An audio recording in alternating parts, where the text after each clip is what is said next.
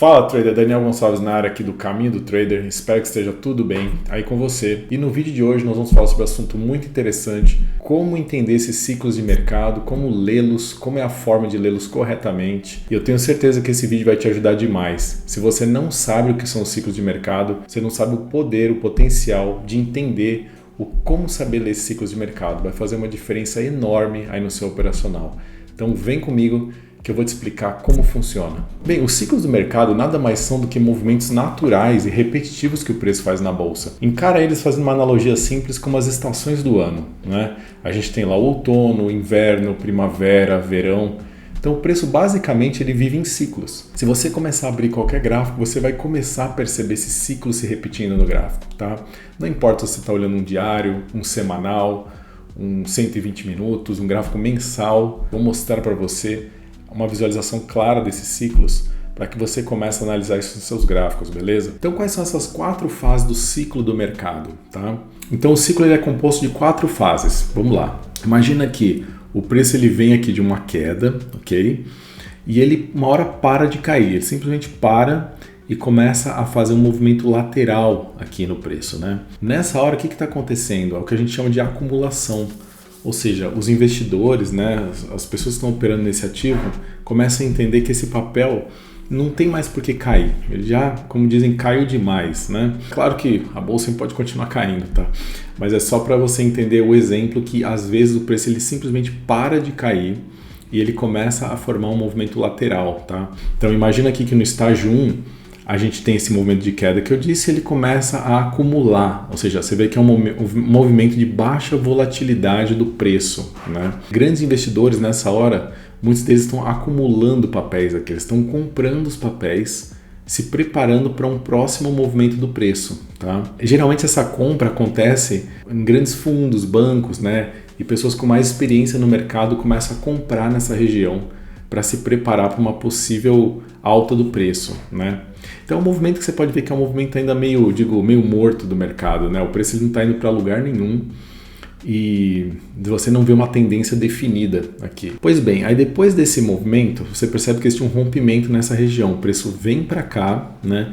E ele começa finalmente a formar topos e fundos ascendentes, entrando no estágio 2. Esse já é um estágio mais animado do preço, digamos assim. As pessoas estão percebendo que o preço ele está conseguindo subir, né? Está entrando numa tendência de alta e muitas pessoas também começam a comprar aqui, acreditando na continuação do movimento de alta. Aqui geralmente o público geral começa a comprar também, né? Vendo o preço ele entra no momento de euforia dele. Então muita gente começa a comprar, acreditando aí numa alta longa do preço, né?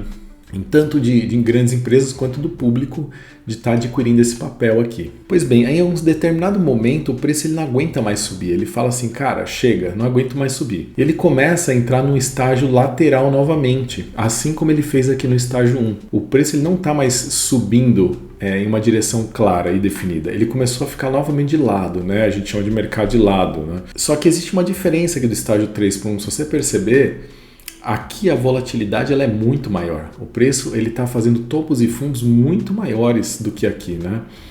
Muita gente gosta de operar essa região com aquelas estratégias de compra fundo e vende no topo, enfim, fica tentando justamente operar suportes e resistências definidas, né?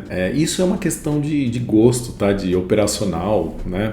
Tudo vai de acordo com o que você gosta de operar. Tem gente que gosta de operar mais no estágio 2, tem gente que gosta de operar mais no estágio 3, enfim. Mas aqui você pode perceber que já existe uma volatilidade muito grande e o movimento do preço já fica muito mais errático. Muitas das pessoas que compraram aqui no estágio 1, elas já estão se desfazendo aqui no estágio 3 dos seus papéis.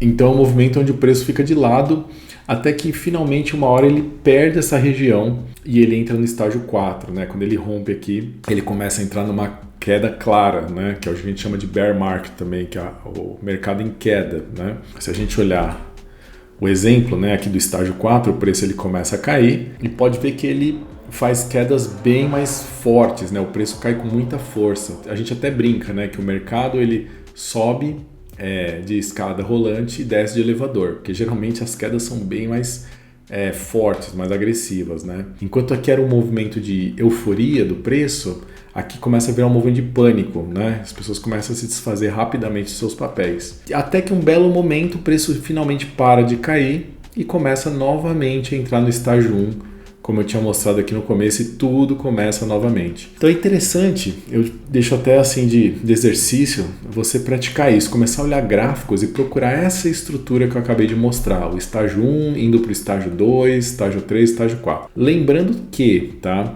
O preço nem sempre vai seguir essa lógica exata de estágio 1, 2, 3, 4. Às vezes ele vai do 1 para o 2, do 2 para o 3, depois do 3 ele volta para o 2, depois ele vai para o 3, depois vai para o 4. É só para você entender que sim, existe uma estrutura e você sabendo ler essa estrutura vai te dar uma vantagem. Então por que é crucial entender os ciclos do mercado, né? Bem, em primeiro lugar é alinhamento da sua estratégia. Você precisa saber em qual lugar do GPS o preço está, para que lado que ele está navegando, porque isso vai te dar vantagem ou vai te dar desvantagem quando você estiver operando.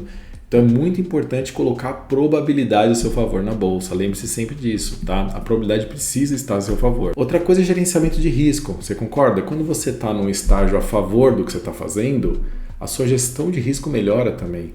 Porque imagina você estar aqui no estágio 2 e você está tentando vender papéis. Ou você está no estágio 4 e tentando comprar papéis.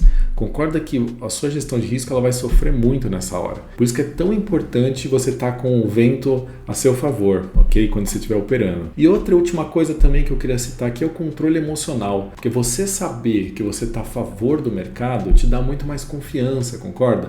Se eu sei que eu estou operando num ambiente onde aquilo está indo naquela direção, vai me dar muito mais segurança do que eu estar nadando contra a correnteza, por exemplo, né? Você ter o vento a seu favor sempre vai ajudar o barco a chegar mais fácil no seu destino final. Então como é que a gente lê esse ciclo aí na prática? Justamente como eu mostrei aqui no gráfico. A gente precisa ver o preço, né?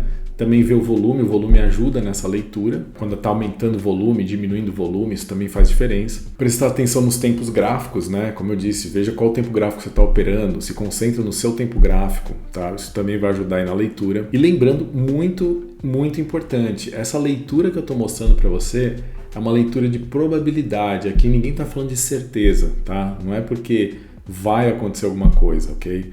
É uma leitura cíclica do preço que com certeza vai te ajudar a trazer a probabilidade ao seu favor. Lembre-se que ciclos são probabilidades, a gente nem está falando de certeza. Lembre-se que a bolsa é um ambiente probabilístico e não determinístico, ok? Bem, se esse vídeo aí te ajudou a entender um pouco melhor aí do ciclo de mercado, se você ainda não entendia sobre essa abordagem, deixa aí seu like aí no vídeo, compartilha com seus amigos, comenta também o que você achou.